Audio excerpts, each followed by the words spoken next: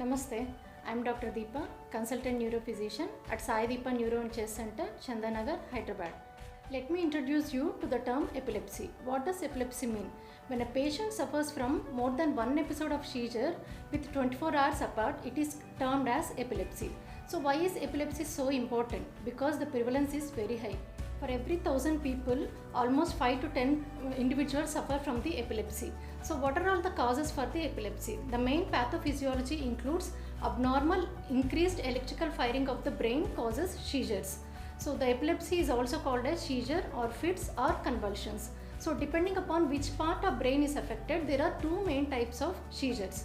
One is generalized seizures, the other is the focal seizures.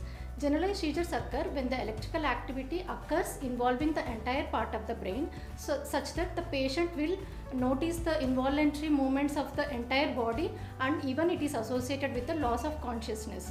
The other part is the focal seizures, where the electrical activity is involved in only certain part of the brain. So the patient also may manifest with the abnormal involuntary movements involving only one part of the body, and the patient may be even conscious during these focal seizures. So apart from these, there are few other types of seizures also. The other types of seizures like myoclonic seizures, where the patient manifests with sudden involuntary jerky movements of the limbs or the entire body. And some other seizures are like absent seizures, where the patient suddenly stops doing the ongoing activity and stays for a few seconds, for example 15 to 30 seconds. So the other next type of seizure is the atonic seizures, where the patient suddenly falls down while walking. This occurs because there will be sudden loss of the tone in their muscles. So what are all the main causes? So what could be the causes for these kind of seizures? So main causes are the structural causes, where the brain has some tumors or infections like meningitis or meningoencephalitis. The other causes like brain stroke, it could be either blood clot or bleed in the brain, and the other main cause is the head injury. So second category is the metabolic causes, like low sugars, hypoglycemia, and when the patient suffers with hyponatremia, and when the calcium and magnesium levels also drops, patient may suffer with the seizure episode. But these metabolic causes will suffer the patient only with one episode of seizure, and it may not trigger the patient into going into the epilepsy. So the other cause, the third main cause, is the genetic cause, where genetic mutations occur in an individual and let the individual going into the seizure episodes. So, but one fact you have to remember is the genetic epilepsy may not run in the families, may restrict to one generation of the family itself. So next step is the how do we diagnose the epilepsy.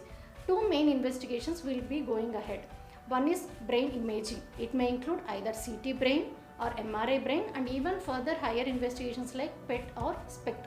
Next, coming to the next other important investigation is the EEG, electroencephalogram.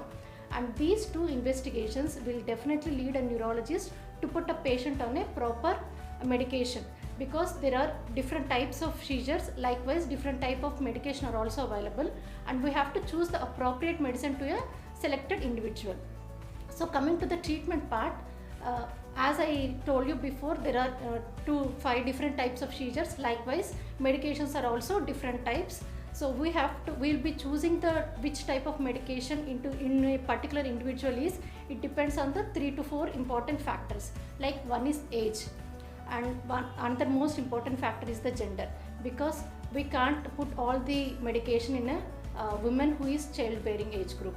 So other important factor is the financial status, and how far patient is going to be compliant with the doctor follow-up, and even with the medication also. These 3 to 4 factors will be taking into consideration before putting particular medicine into a appropriate individual. Coming to the treatment part, there are 2 main categories in the treatment strategy. One is medical management, the other one is the surgical management. In the medical management, there are n number of anti-epileptic drugs. Like as I told you before, there are few types of seizures. Likewise, different types of medications are also available, and we'll be putting the patient on an appropriate medication based on the clinical history and any genetic history, family history, and even the past history of seizures in that particular patient. So when patient is not seizure free with one anti-epileptic drug, first we'll check for the compliance, how far the patient is taking the medication, and second point is the dosage.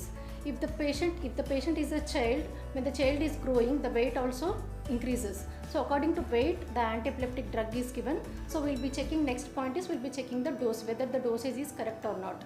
In spite of these two factors, if the patient is not seizure free, we'll be going to add one more anti-epileptic drug. And in spite of these two or more than anti-epileptic drugs doesn't work for the patient, then we may advise the surgical options.